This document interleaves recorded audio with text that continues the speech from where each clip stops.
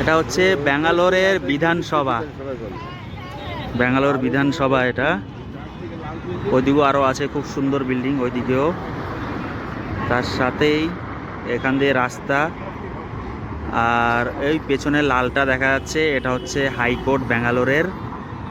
আর এই পুরোটা হচ্ছে সবচেয়ে একটা ভালো ব্যাপার হচ্ছে এই পুরোটা পার্ক আর কি, বিশাল বড় জায়গা নিয়ে এটা পুরোটা পার্ক।